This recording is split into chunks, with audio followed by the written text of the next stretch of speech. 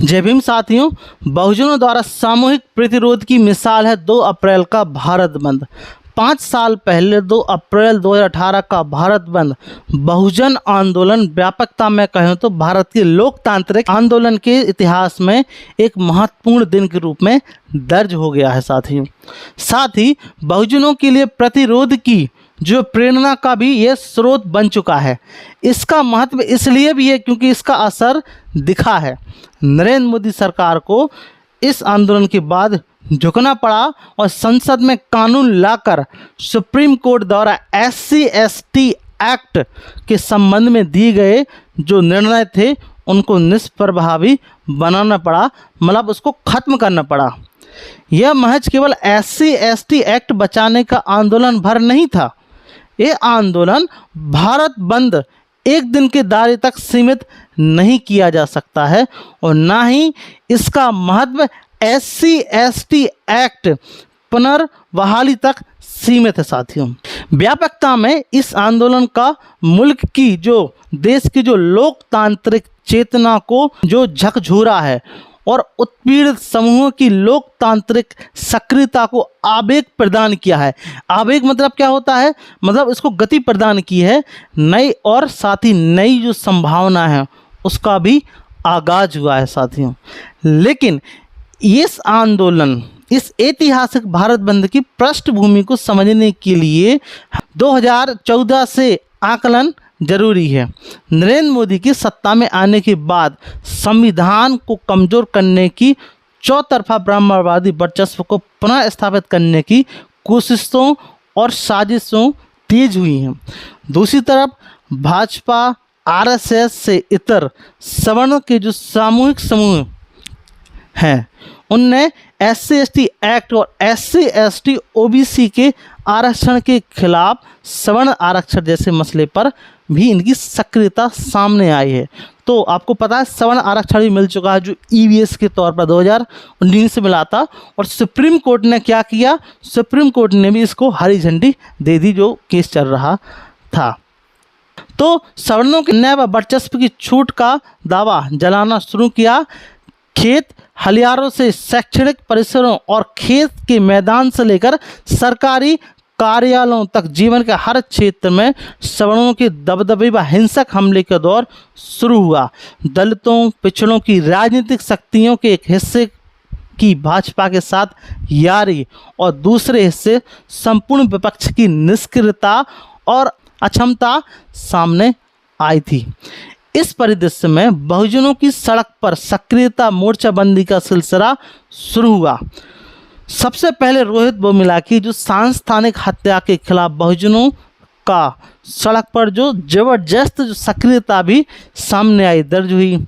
इससे राष्ट्रीय स्वरूप भी ग्रहण हुआ। यहाँ ही से मोदी राज के उल्लेखनीय बहुजन सक्रियता का आगाज शुरू होता है।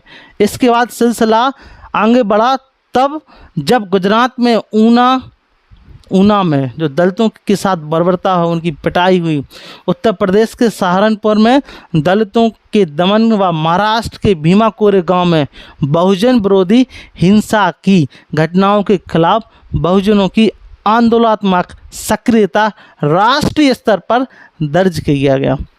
इसी बीच विभिन्न आंदोलन परिसरों से लेकर शहर तक, कस्बों से लेकर खेत खलिहानों तक ब्राह्मणवादी हमलों के खिलाफ बहुजनों की आंदोलनात्मक सक्रियता भी दिखाई पड़ती है। साथियों, इसी पृष्ठभूमि में SC/ST एक्ट निवारण अधिनियम को प्रभावहीन बनाने के खिलाफ 2 अप्रैल भारत बंद में सड़कों पर बहुजनों की सक्रियता ने हर लिहाज से ऊंचाई हासिल की है। साथियों, तो ये बहुत बड़ा आंदोलन रहा है। नए सिरे से जो बहुजन के जो छोटे बड़े जो आंदोलन हैं वह जो पहलकदमियों की धारा प्रभाविकता में ही 2 अप्रैल 2018 का जो ऐतिहासिक बंद हुआ था। छोटे बड़े जो आंदोलन हुए 2014 के बाद, खासकर रोहित वेमुला के साथ, तो क्या हुआ कि इसका एक बहुत बड़ा इम्पैक्ट हुआ। 2 अप्रैल 2018 का ऐतिहासिक भारत बंद हुआ। इससे सवर्णों के बढ़ते वर्चस्व पर जोरदार जवाब था। खास तौर से हिंदी पट्टी राज्यों में। जैसे कहें तो इस आंदोलन में शहर से लेकर गांव तक की भागीदारी थी।